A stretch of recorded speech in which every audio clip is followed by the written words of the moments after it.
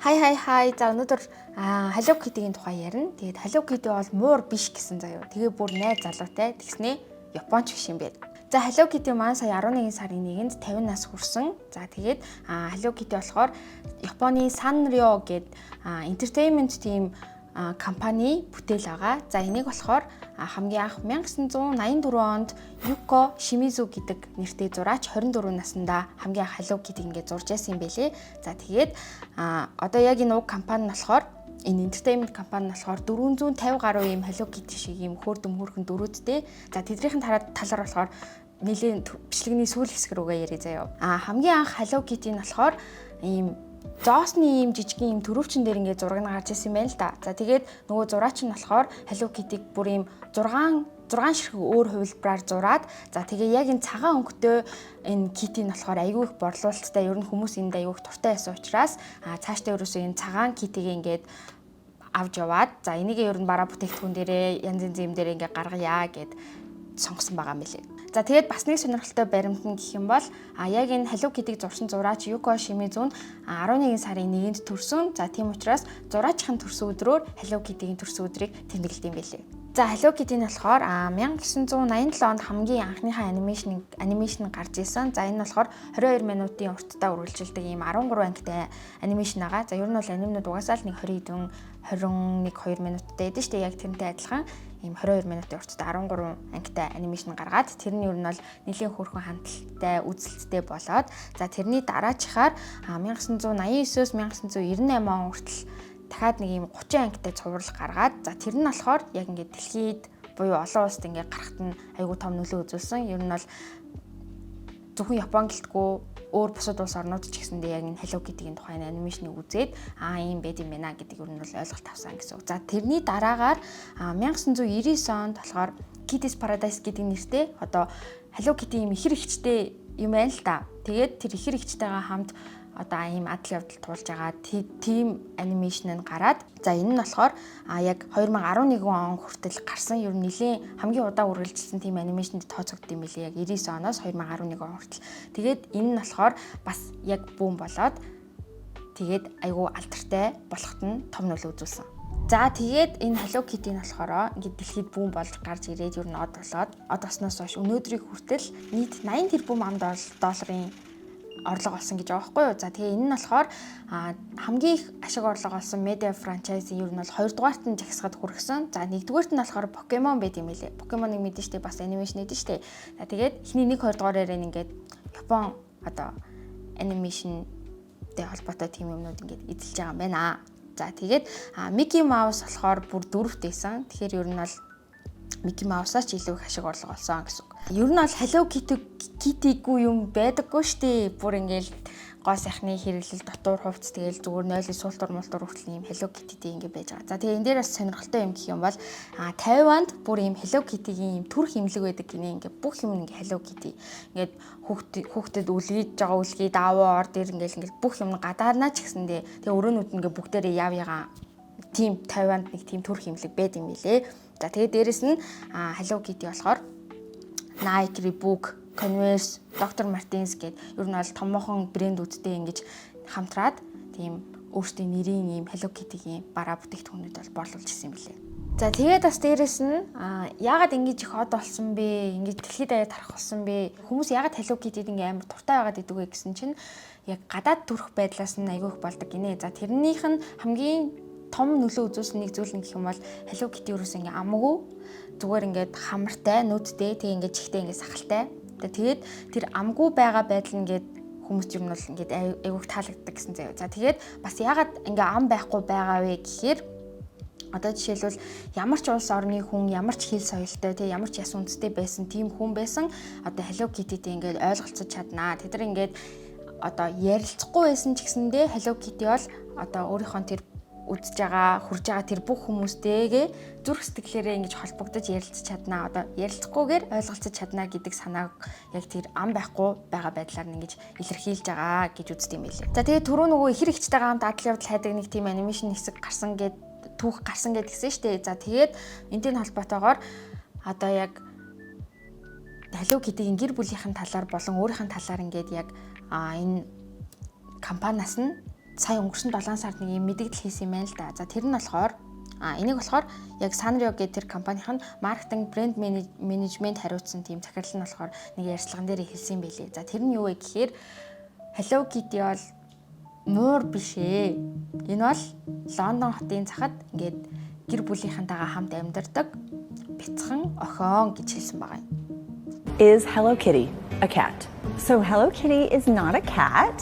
She's actually a little girl. Тэгээ энэ нь бол бүр ингээд шок заяа, бүр ингээд Twitter, янз янз Instagram ч юм уу тиймэрхүү платформудаар ингээд амар их яваад юу вэ ингээд Hello Kitty чинь тэгээ муур биш юм бол юу вэ ингээд бидний хувьд бол Hello Kitty муур хэвээрээ ахална гэл ерөөсөө тийм амар их маргаантай асуудалтай тийм зүйлийг бол дагуулсан байгаа. За тэгээд яагаад ингээд за тэгээ гэр бүл нь бүр ингээ Япон биш Лондонд амьдардаг тийм англи хүмүүс болоод хувирчиж байгаа байхгүй юу. За тэгээ яагаад ингээд англи хүмүүс байхаар шийдсэн бэ гэсэн чинь ер нь бол 1970-аад оны үед Японд ингээ гадаад орнууд айгүй их мод олж ирсэн юм байна л да. Тэгээ эмэгтэйчүүдийн дунд ч гэсэндээ ер нь бол тийм англи соёл, англи тийм хувц хонорч гэдэг юм уу тиймэрхүү үед хэрэглээ айгүй их модонд ороод брэнд болж ирсэн учраас яг энэ 1974 онд Hello Kitty-г зурсан гэсэн шүү дээ. За тийм болохоор ингээ яг тэр үеийн хүмүүс тийм юм дуртай байсан болохоор энэ үедээ түүхийг нь одоо энэ Лондонд амьдардаг ийм бяцхан англи охин гэж ер нь бол гаргасан юм билээ. За тэгээд Hello Kitty-гийн түүхийг хэдүүлээ сонсцгоё. За Hello Kitty-гийн жинхэнэ нэрийг болохоор Kitty White гэж нэрлэдэг. Нэр нь бол Kitty White. За тэгээд 8 настай ийм бяцхан охин гэж байгаа юм заяа. За тэгээд 3 алимтай тэнцэх хэмжээний жинтэй 5 алим давхарласантай адилхан өндөртэй гэж хэлсэн байгаа юм. За тэгээд ихэр ихчийг нь болохоор Mimi гэдэг. За Mimi нь болохоор Hello Kitty-гээс ялгаатай нь гэх юм бол Hello Kitty чинь улаан банттай байдаг шүү дээ. Их чинь болохоор ийм шар өнгийн банттай нөгөө талынхын чихэн дээрээ ингэж зүүдэг. За тэгснээс бол нэг ямар царай төрхөв бол нэг ялгаатай юм байхгүй. За тэгээд Ааш зангийн хувьд гэх юм бол Hello Kitty бодвол арай илүү ичимхий тийм даруухан гэж дүрсэлсэн байлээ. За тэгээд ээжийг нь болохоор Mary White, аавыг нь George White гэж нэрлэдэг. За тэгээ хамгийн сонирхолтой юм бүр ингээ Hello Kitty муур биш гэдгийг баталж өгж байгаа нэг зүйл гэх юм бол Hello Kitty өөрөө ингээ тэжээвэр мууртай гинэ. За тэрийг нь болохоор Charmy Kitty гэж нэрлэдэг. За яагаад Charmy Kitty гэж нэрлсэн бэ гэхээр муур нь болохоор яг юм хүзүүндээ юм түлхүүртэй юм зүйлттэй юм гинэ. За тэр зүйлт нь болохоор Hello Kitty-ийн Эрдэнэсийн сангийн хайрцагийнхын түлхүүрээ гэж явд юм билээ. За тэгээд өөрөө угаасаа юм тэжээвэр мууртай юм чи яаж ч угаасаа Hello Kitty муур байх вэ гэд ер нь логикоор бодоод үзсэнцэндээ тийм байж тарж байгаа юм шиг байлээ. Тэгээд бас найз залууг нь болохоор Daniel гэдэг. Тэгээд найз залуутай болохоор ер нь бол бүр жоохноос ингээд найзлсан тийм сайн найз нэгнэ. Тэгээд тэр нь болохоор найз залуу гэж явд юм билээ. За Hello Kitty болохоор ингээд бүр яг хөөрхний тийм хөөрдөн байдлын каваин бүр ингээд оргилдон нэдэг тийм дүр юм байна л та. Тэгсэн чинь сүүлийн жилүүдэд болохоор Hello Kitty яг энэ байр сууриа ингээд алдж байгаа юм байна. За яагаад тэгэхээр нөгөө Sanrio гэдэг компани болохоор 450 гаруй юм Hello Kitty шиг юм дөрүүттэй гэдгсэн шүү дээ. За тэгээд жил болгон одоо энэ компани зүгээс хамгийн алдартай юм хөөрдөм дүрээ ингээд шалгаруулт юм байна л да. За энийг болохоор бараг 1986 оноос эхэлж энэ дүрээ шалгаруулах юм аварцыг бол явуулсан. За энийг Sanrio Character Awards гэж бүр нэрлэдэг юм тогтсон юм уламжлал болсон юм зүйл юм байна л да. За тэгээ энийг болохоор яг энэ компани сар тутмын сонирн болох Itigo Shimbun дээр ингээд санал асуулгаа ингэж аваад за тэгээд тэрнийхэн дараа ингээд зарладаг байсан. За одоо болохоор онлайнаар яг энэ саналаа аваад за энэ онлайн саналт нь болохоор дэлхийн аль орны хүмүүс ингээд саналаа өгөх боломжтой. Одоо өөрийнхөө хөөрхөн гэж бодож байгаа дүрд ингээд саналаа өгөх боломжтой. За тэгээд энийг болохоор жил өөр зохион байгуулдаг энэ Sanrio фестивалийн тусгай шоуны үеэр яг шууд лайваар ингэж за энэ жилийн дүр энэ байлаа гэж юу нь бол танилцуулд юм байна.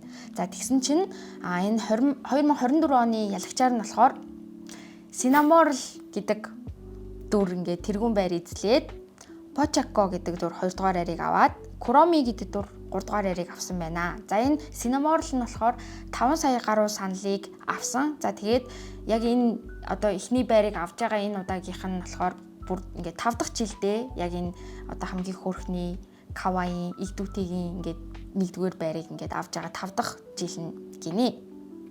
За ер нь бол тэгээ энэ Sanrio-гийн хамгийн л тийм best дүр Cinnamoroll гэж явж байгаа юм байлээ. За тэгээд Cinnamoroll нь болохоор ийм гэр бүл найз нөхдийн хамт ингээд тэнгэр дээгүүр үүлэн дээгүүр амьдардаг ийм жижигхэн булцгаар юм нохой цагаан нохой юм бэлээ. За энэ хоёрт орсон Куроми гэдэг байгаа нь болохоор 2005 онд анх ингээд дебют ээж гарч ирсэн. Манай Hello Kitty ч юм болохоор 1974 онд гарч ижсэн шүү дээ. За энэ Куроми болохоор 2005 онд гарч ирсэн.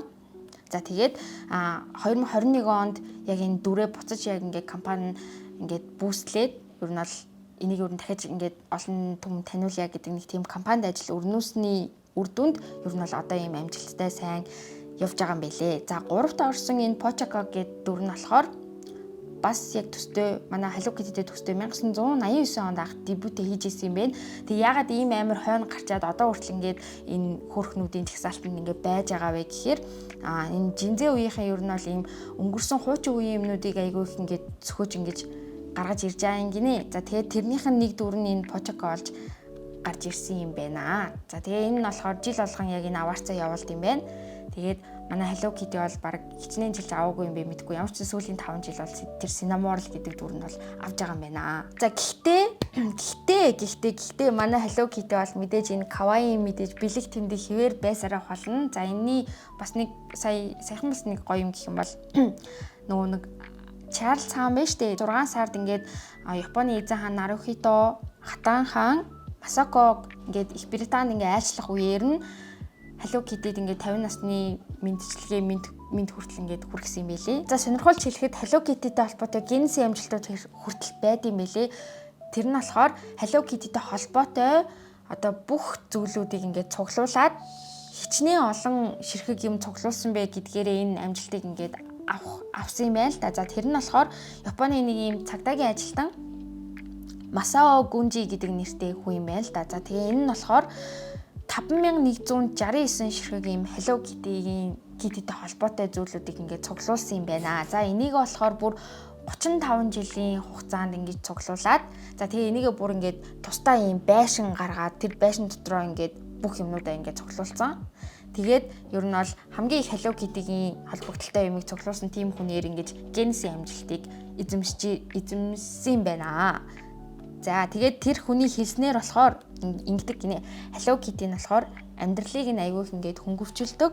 Тэгээд энэ одоо цагдаагийн энэ ажлынхын стрессийг нь ч гэсэндээ аягүй их бууруулж өгөхөд тусалдаг гинэ. За тэгээд дээрэс нь Hello Kitty-г ингээд гонхтой үедээ харахаар гонхтой ч юм шиг тий өөрөө ингээд баярлсан жаргалтай үедээ ингээд харахаар нөгөөх нь нас ингээд баяртай жаргалтай байгаа ч юм шиг ингээд өөрийнх нь бүх мэдрэмжийг ингээд хуваалцаад байгаа юм шиг санагддаг болохоор Hello Kitty аягүй их дуртай гэж хийсэн байлээ. За тэгээ Hello Kitty маань 50 нас хүрсэн байна. Тэгээд 50 жилийн хугацаанд энэ хөөрхний бэлэг тэмдэг байж чадсан байна.